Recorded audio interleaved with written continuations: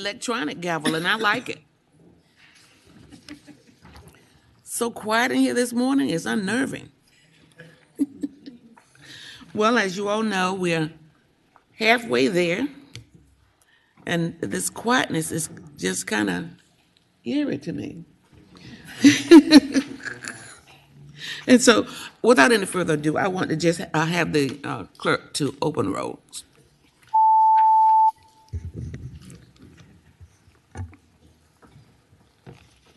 You have a quorum, Madam Chair. Barbara, you here? Who's not here? Boy Scout's not here. Sorry.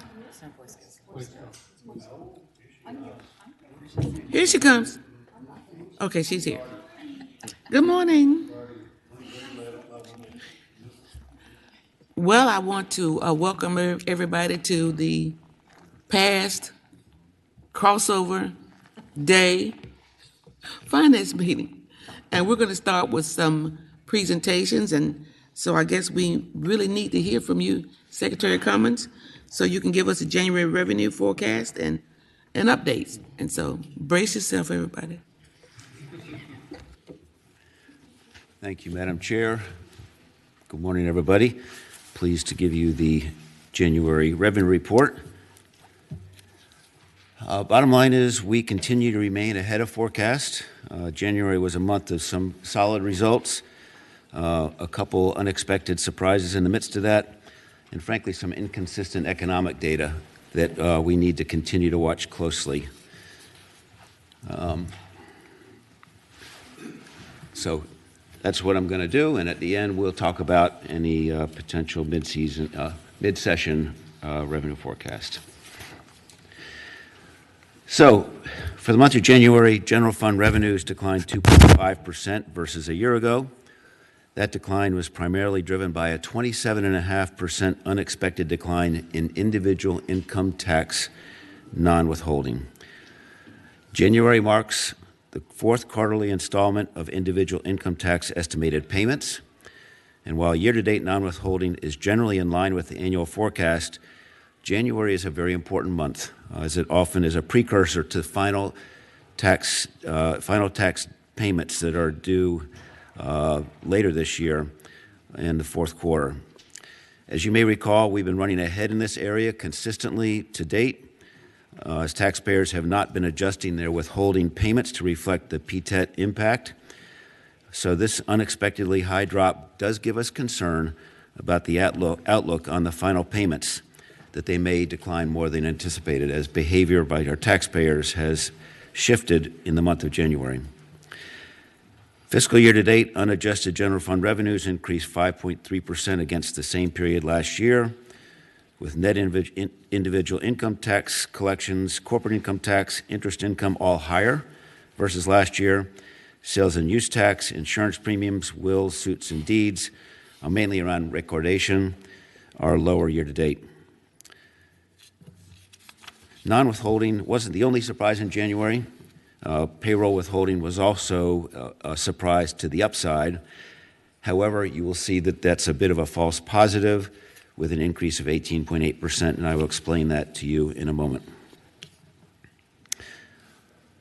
Shifting a bit to economic data, there are some signals in January that are positive, but also some other data that does lead to some mixed signals that are very important for us to continue to watch, one in particularly around Virginia.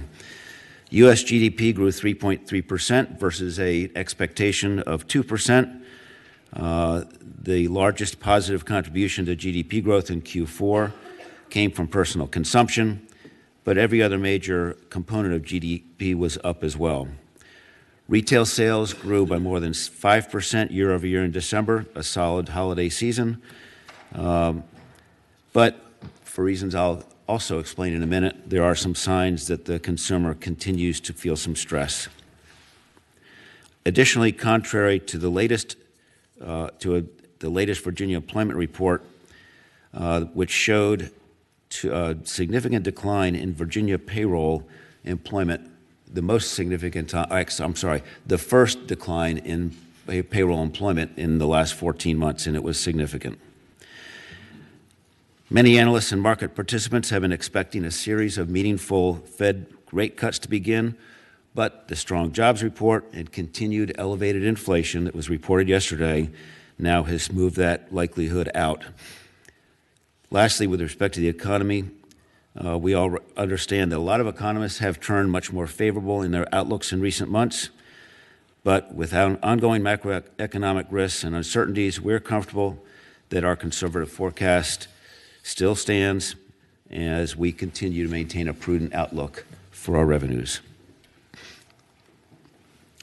U.S. economic growth slowed in the fourth quarter, but not as much as expected. We were 4.9% annual rate in the third quarter, and it moved down to 3.3%, which was higher than it was expected, which was around 2%.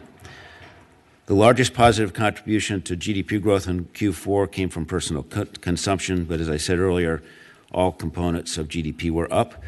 Retail sales showed strength, rising 0.6% in December, beating a consensus on an expected gain of 0.4%, which was a 5.6% versus a year ago. Largest increases in sales were for non-store retailers, internet and mail order, and autos and general merchandise. Despite the growth, we expect deterioration in retail sales into 2024 as tighter credit conditions continue to impact consumers. This chart gives you an indication of this. We've been watching delinquencies of credit cards for some time, and that has continued now for 11 straight months. That trend is indicating growing stress. We've also now added auto loan balances, the other most significant consumer credit outstanding, and you can see here now that that is also trending above the pre-pandemic level.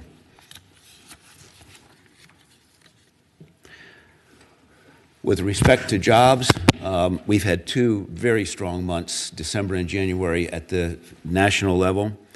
Non-farm payrolls increased 350,000 in January. That was easily beating the forecast of 185,000 jobs. Largest increases in January were education and health services at 112,000, then professional and business services at 74,000. Payroll gains for November and December revised up by a total of 126,000, and the unemployment rate remained at 3.7% nationally. But despite the good news, there are some worrying trends below that. Looking at private payrolls, excluding government, January private payrolls rose to 194,000. It's the best month since mid-2022. However, despite that growth, up 1.9% in the past year, total hours worked were up only 0.3%. So people are still retaining and adding employees, but they're reducing hours. And that 3.41%, you can see in the right-hand chart, that goes down to a level that was last at when we dipped into pandemic, but is well below where we were pre-pandemic. So people retaining employees, adding employees, but actually managing down their costs by reducing hours. Here's the one that really shocked us. If you look at Virginia jobs added in December, down 11,800. First month of job loss, and if you can even count last October, which was, I think, as I recall, was like 1,000 jobs.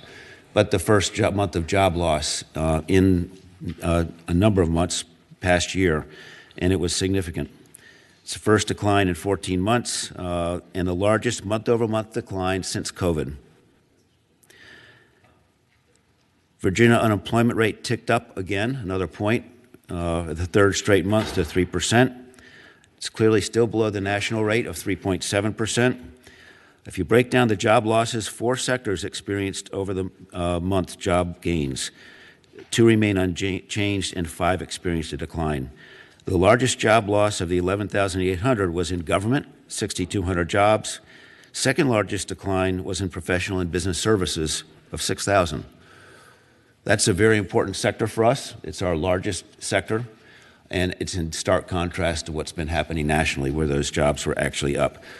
We do not fully understand this yet. It caught us by surprise, obviously. We need to study, and more importantly, see what happens in the next month. Inflation, that report came out yesterday. for the January Consumer Price Index report. That was increased to 0.3% in January on a seasonally adjusted basis, after rising 0.2% in December. The All Items Index rose by 3.1% for the 12 months ending January, and a smaller increase in the 3.4% increase 12 months.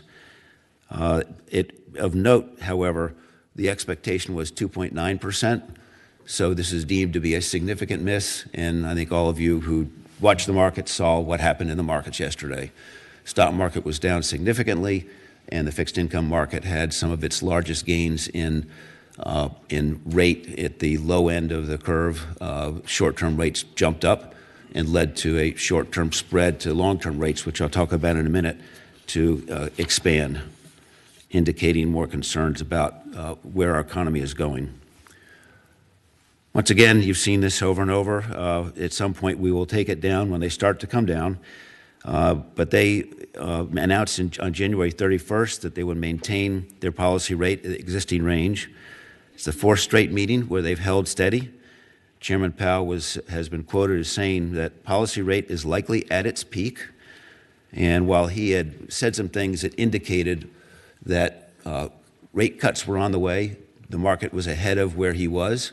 And I think yesterday's data on CPI actually sent a strong message that they should be concerned.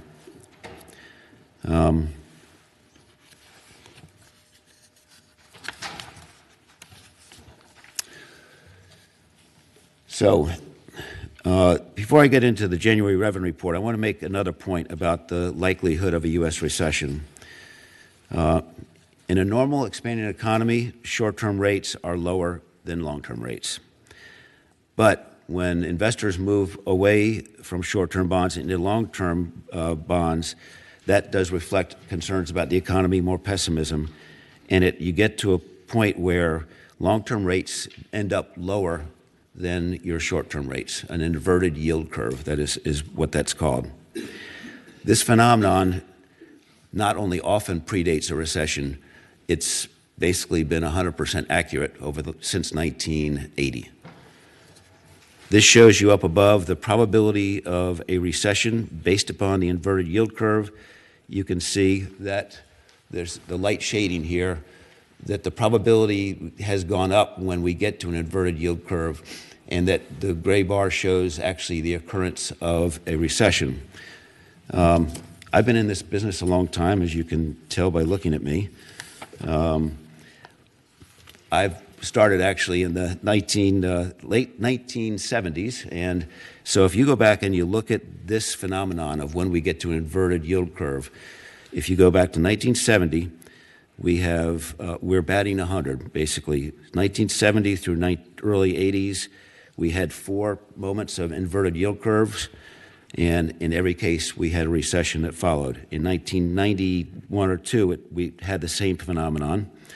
And then in 2002, we had an inverted yield curve, we had a recession, and this is what's showing up on this chart. And in 2007, 2008, given the financial crisis, we had the same instance, and we had another recession. If you look at where we are today in terms of an inverted yield curve, it would be the second most inverted curve over that time frame since 1980. And so actually the expectation is that a recession should still be in our minds despite what we might be hearing about a soft landing. We're at a significant point where the fixed income market is telling us that this is coming. The equity market, which is much less accurate, it's obviously been very frothy for the last 6 months, does not indicate what the real economic outlook would reflect. That's been proven over a long time of history. So, getting to the numbers. So I mentioned the 2 numbers that we really focused on here. One is on the withholding. You can see here 18+% on withholding numbers, leading to a $240 million positive in the month of January alone. As you dig into that, what you will find is that there was a timing issue in the prior year where a payment was moved out of January, a late payer went into February. That distorted those numbers last year, which we had to adjust for. Additionally, there's an extra day in January this year. If you adjust for those things roughly, that actually brings that number down to sub 10%, more in the 7%. So a good number for withholding, but nothing like this. So withholding is hanging in there. If you then look at on non-withholding, they fell short of projections by $136.9 million. That's relative to forecast. I'm on the wrong slide, sorry. I went one ahead.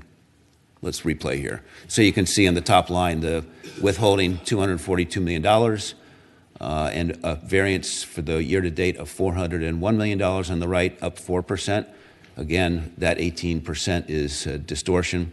If you look at non-withholding, $136.9 million off of our plan. That shortfall within non-withholding was offset by lower refunds in January. Both of those numbers are obviously continue to be significantly impacted by PTET. The January non-withholding estimated payments were down in January as taxpayers, we presume, began to adjust their payments to more closely align payments with the lower liability they have on their overall taxes due to PTET. And so the resulting credits associated with that would be adjusted down in anticipation, and taxpayers starting to truly understand that they don't have to be continued to pay in based upon what they know are existing credits that are still outstanding. Originally in the FY 2024 assumption in Chapter 1, we thought that they would more immediately correct that behavior. We thought that that would go over 3 years for taxpayers to fully adjust. That change in January, which is a significant month for these payments of estimated taxes, suggests that taxpayers may be adjusting more quickly than we had assumed in the budget, as evidenced by a 20% smaller check size of the payments that were coming in. So that's something that those payments will again start to rise in February, March, and April. If you look at the next page, which is FY 23 over 24 over 23, adjusting for policy impacts, and let's just go to the fiscal year to date, off to the right. You can see total GF revenues unadjusted are up 5.3%. Excluding the PTET impacted categories, we're up 4.9%. If you adjust your revenues, withholdings up 7.7%. That will come down with these other adjustments to what's in there, but still is going to be quite solid. Non-withholding down 2%, and refunds up 24.2%. Sales and use tax up 1.4%, and all other 15.2%, largely driven by interest income. Just for a moment more on PTET expectations and results. Year to date, PTET refunds are running below projections, but we still anticipate issuing additional PTET-related refunds of approximately $300 million. You can see the red line, we're at just over $500 million. The estimate is that we're going to get to this 835 number, so we have about $300 million left to go. Actual, between December and January, we had anticipated payments of $300 million in refunds would be issued. 150 per month in December and January. That's the blue line on December and January. And this is where we had the big difference, is that that was actually only 80.7 in December and 51.5, I'm sorry, and 29.2 in January, for a total of $80.7 million.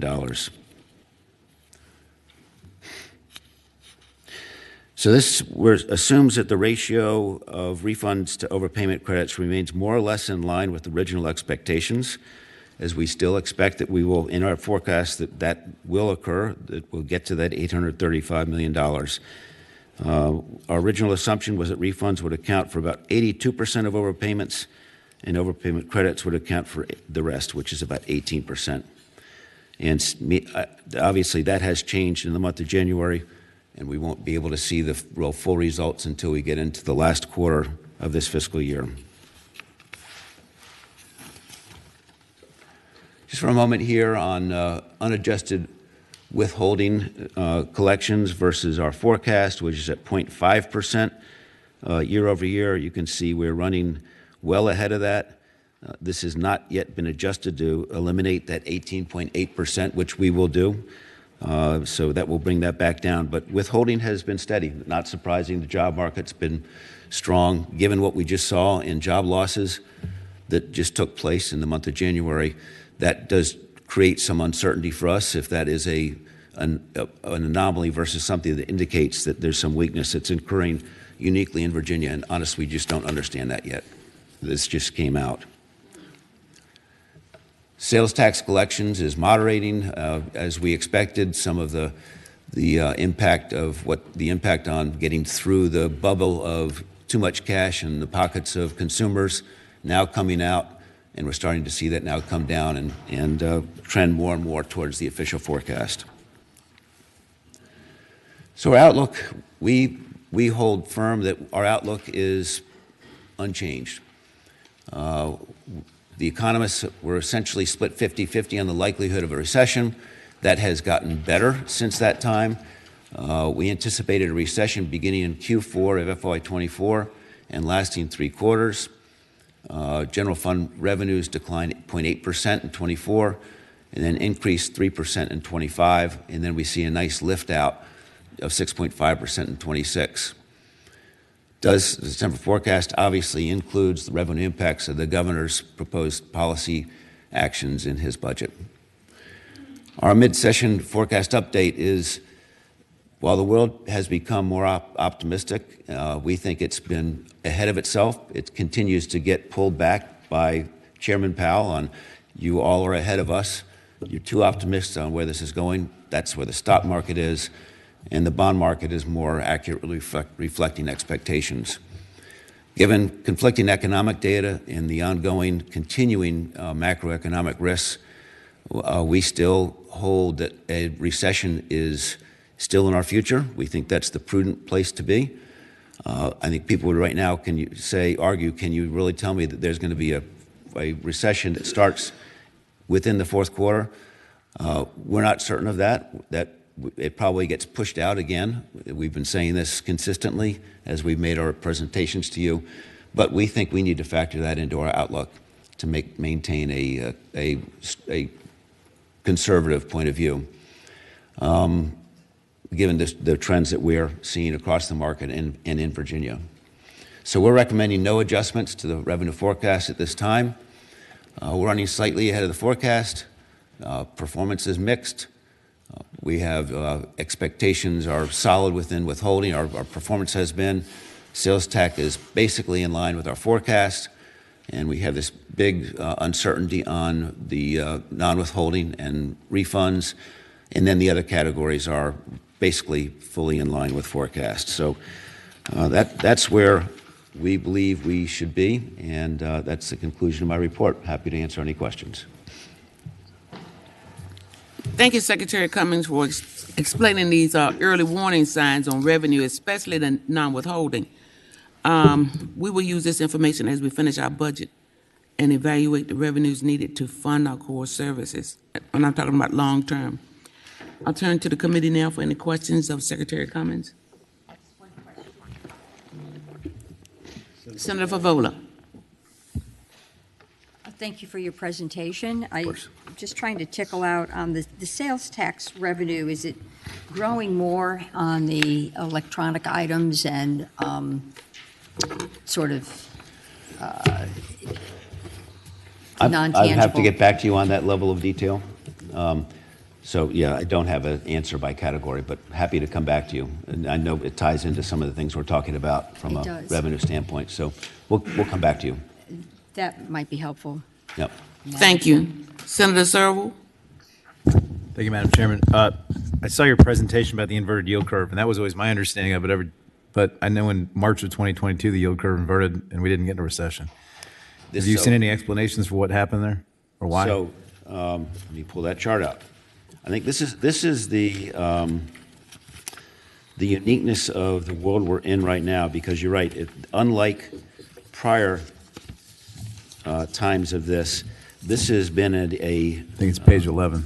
yeah, and I've actually got my actual real basis spread chart here. So if you go back, we inverted basically in 2018-19 slightly, and nothing happened. We got slightly positive after that, and then we've taken a sharp decline here from 22 through now. So this has been an extended negative period of negative basis. And you're right. And this is why we say this has been 100% an accurate predictor to date. This has been a unique time with all the liquidity that still has been in the market, and I think it's going to be different from what it looked like in the past. But we still think we have to be, we're not calling it, we have to be prepared for it given the accuracy of this metric. I had another question, too. I had one more question. So, this PTET thing is new, and I think Senator Peterson passed it like 2 sessions ago. I mean, is there going to be a point where taxpayer behavior sort of becomes normalized relative to that, so we're not having to see a PTET slide every year? Yeah. Are we doing anything to fix that? The adjustment that we made mid-year when we put together the revised, back in September, the revised forecast, assumed that this would work itself through over a 3-year period. There's a glide path. There have been national groups that have gotten together to study this of revenue estimators, and that is what was generally the consensus, is that's going to be the path. This would indicate if this is more than just an anomaly one time, that may happen more quickly, that people have figured out, I need to be quicker because I get my money in my pocket sooner if I can either factor it into my payments or I can actually get my refunds back more quickly, and as opposed to letting them ride and as a credit to the following year. So this is another one. Let's wait and see what happens in March and April, where we'll get a really good sense of, is this a change in behavior? It would feel like, given that this is the time when it showed up, that the taxpayers and more importantly their accountants are understanding this more meaningfully, and that they are factoring it more aggressively into the actual payments for their customers. Yeah. Thank you, Madam Chair. You mentioned on slide 8 the decrease in employment, and over half of that was in government employment downturn. Where were those losses, and what was the purpose for us losing 6,200 government employees? It certainly wasn't us. But we'd have to look, and it may be in local, and we just have to come back with more detail. This just came out in the last few days, but we don't know exactly where that resides. And Charles, can we follow up with getting more of the detailed specifics on the government losses? When would that data be available? Okay, we'll follow up to everybody on that. Thank you.